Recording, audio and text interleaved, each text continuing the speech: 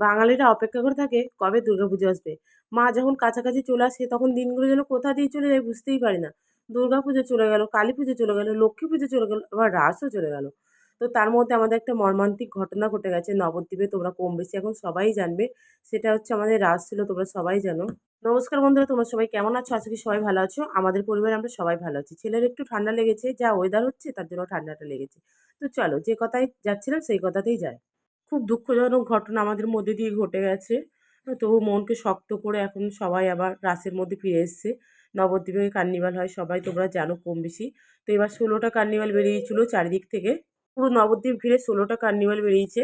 তো কোনো বছর এখনো দেখা সৌভাগ্য আমার হয়নি যে কোনোবার কার্নিভাল দেখতে যাব। এবার যেহেতু মা-বাবা দুজনে এসেছিল তো ওদের সোর্সে আমার যাওয়া হয়েছে। আর এই ছোট ছেলে নিয়ে কোথাও যাওয়া হয় না। এইরকম নানান রূপে নানান জনকে এত সুন্দর রূপে ফুটে উঠেছে, দেখতেও ভালো লাগছে, অসাধারণ লাগছে। আমি কেন একা দেখব? তোমাদেরকেও দেখাই। আমারও তো অনেক বন্ধু আছে যারা এগুলো দেখেনি কোনোদিন। আমিই কোনোদিন দেখিনি। আমি আজকে এই নবদ্বীপে এসেছি বলে আমি আজকে দেখতে পাচ্ছি। আমার মতন তো সবার তো আর কার্নিভাল দেখার সুযোগ হয় না। তা আমি ভাবলাম যে চলো তোমাদের সঙ্গে একটু ভিডিওটা শেয়ার করে নিই। আমি দেখব তোমাদেরকে দেখাবো না? অনেক মানুষ তো এই কার্নিভালের জন্য কত অপেক্ষা করে থাকে। অনেক লোক এসেছিল জানো? এই কার্নিভাল দেখতে কত যে লোক এসেছিল তার বলার মতো নয়। প্রত্যেকটা জায়গা থেকে নানান রূপে নানান জনকে সাজিয়ে নিয়ে এসেছিল। এটা হচ্ছে যখন রাসের দুদিন চলে যায় তখন মনে হয় যেন একদম পুরো পাড়াটা, পুরো নবদ্বীপটা যেন একদম থমথমে হয়ে আছে। কিন্তু তার পরের দিন যখন এই কার্নিভালটা হয় তখন নবদ্বীপটা পুরো জমজমাট হয়ে লাগে। তখন খুব ভালো লাগে। তখন মনে হয় যেন না এখনো কিছু পড়ে রয়েছে, এখনো কিছু দেখার মতন আছে। যেটা হচ্ছে কার্নিভাল। আমরা তো নবদ্বীপে দুদিনকার রাস, দুদিন রাস হয়ে গেলে তারপরে কিছুই নয়। রাসটা হচ্ছে কেমন জানো তো? ১ বছরের অপেক্ষা আর অনেক দিনকার মানে আয়োজন আর ২ দিনকার আনন্দ। ব্যাস তারপরেই সব শেষ হয়ে যায়। এত সুন্দর করে জিনিস ফুটিয়েছে, খুব সুন্দর লাগছে। আমি তো কোনোদিন দেখিনি। আমি দেখে আমি আশ্চর্য হয়ে গেছি। তো মা-বাবাও কোনোদিন দেখেনি। আমার সোর্সে মা-বাবারও দেখা হয়ে গেল আর মা-বাবার সোর্সে আমারও দেখা হয়ে গেল। আমি এই ছোট ছেলে নিয়ে কোনোদিন এখনো যাওয়া হয়নি। তো এবারই ফার্স্ট টাইম গেলাম কার্নিভাল দেখতে। এর আগেরবার বাড়ির সামনে থেকে দুটো গেছিল আমাদের পাড়া থেকে, ঘোষপাড়া থেকে। তো সেই দুটো দেখেছিলাম। কিন্তু নবদ্বীপের ভেতরে ঢুকে কোনোদিন দেখিনি। তো সেটা আজকে এবার দেখলাম। এই কৃষ্ণ, রাধা এত সুন্দর করে সাজিয়েছে। হ্যাঁ, এইগুলো সাজাতে কত টাইম লেগেছে, তাই না বলো? আমরা তো শুধু বলছি যে কি সুন্দর লাগছে। কিন্তু যারা এইগুলোকে তুলে ধরেছে তাদের কতটা টাইম, কতটা ধৈর্য নিয়ে তারা কতটা মানে কষ্ট করে এই জিনিসগুলোকে ফুটিয়ে তুলে ধরেছে আমাদের সামনে।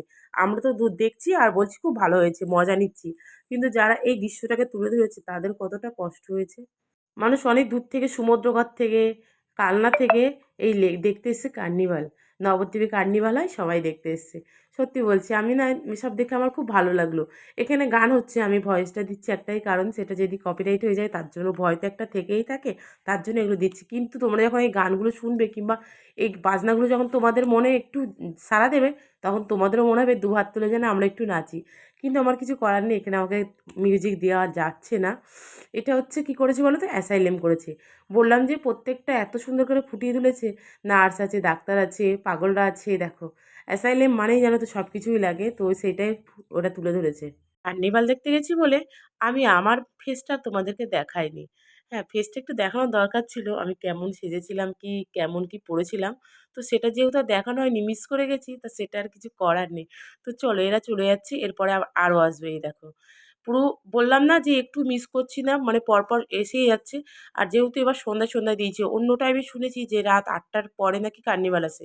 এবার আমরা যখন ৬:৩০টার মধ্যে ওখানে পৌঁছে গেছি, তো তার কিছুক্ষণ ৫-১০ মিনিট পরেই দেখলাম চলে আসলো ১ম কার্নিভাল ওরা। ট্রাক্টরের সামনে বসে আছে মহিষাসুর, জানি না এটা মহিষাসুর বলে কিনা রাবণ বলে, বুঝতে পারছি না। আমি অত ভালো চিনতে পারছি না। তোমরা একটু কমেন্ট করে বলো যে এটা কি? আমি যদি ভুল বলে থাকি তোমরা একটু সংশোধন করে দিও। গাড়ির মধ্যে যা আছে তাই দেখে মনে হচ্ছে যেন ওটা একটা তান্ত্রিক। আমি ভুল বলেছি।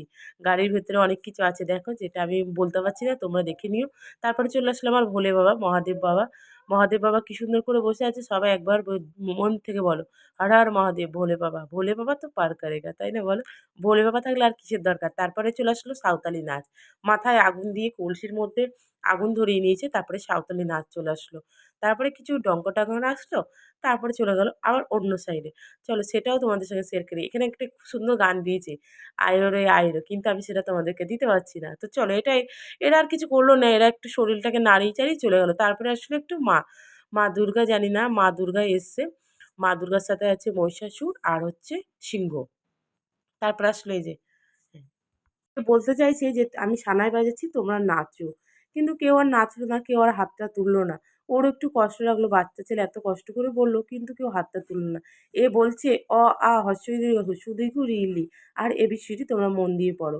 এ এটাই বলতে চাইছে। হ্যাঁ, ঠিক আছে আমরা পড়বো। আর এ বলতে চাইছে ব্যাঙের বাড়ি তাঁতির বাসা, গোলা ব্যাঙের ছা, খাও দাও গান গাও, তাই রে নাই রে না। আমি যদি ভুল বলে থাকি তোমরা ভুলের সংশোধন করে দিও। তারপরে চলে আসলো, তারপরে আর কিছু তো আসলো না। এখন সমাজ বলে টাকার খেলা। যার টাকা আছে তার বউ আছে, যার টাকা নেই তার বউ নেই। তো এটা সেটাই তুলে ধরেছে যে একটা বুড়ো লোকের সঙ্গে একটা অল্প বয়সী মেয়ের বিয়ে হচ্ছে আর পিছনে পুলিশ পাহারা দিচ্ছে। এখন যেটা হচ্ছে সমাজে যেটা হচ্ছে সেটাই ওরা তুলে ধরেছে। এটা সত্যি বাস্তবে হচ্ছে, তো সেটাই ওরা তুলে ধরেছে। তারপরে চলে আসলো গাছ, সবুজ গাছ। গাছ কাটবেন না, গাছ বিক্রি করবেন। গাছের থেকে অনেক কিছু পাওয়া যায়। যেমন আমরা শ্বাস-প্রশ্বাস নেই, গাছের আরেক নাম হচ্ছে জীবন। সেটাই তারা তুলে ধরেছে। কৃষক বন্ধু হিসাবে তুলে ধরেছে। তারপরে চলে আসলো দুটো পুলিশ আর হচ্ছে অনেক সেনাবাহিনী ভিতরে আছে। টং, টং, টং, টং করে কিন্তু এই পুলিশটা যখন একটা লোক মোবাইলে ছবি তুলতে যাচ্ছিল, এই পুলিশটা হেসে দিয়েছিল। আমারও প্রচুর হাসি পেয়ে গেছিল এই পুলিশটাকে দেখে।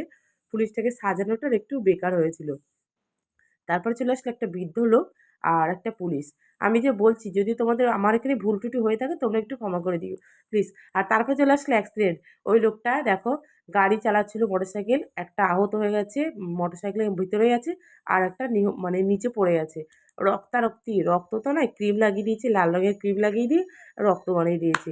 তো এটা একটা দৃশ্য, গাড়ি যখনই রাস্তাঘাটে বেরোবে আস্তে, আস্তে চালাবে। তার কারণ গাড়ি আস্তে চালালে সব দিক দিয়ে সেফ থাকে। আর যখনই গাড়ি চালালে মাথায় হেলমেটটা অবশ্যই দেবে। এটা তোমাদের সুরক্ষার জন্যই বলছি আর তারা এভাবেই তুলে ধরেছে। তারপরে চলে এলো বাড়িঘর পরিষ্কার করার জন্য, আবর্জনা পরিষ্কার করার জন্য এই।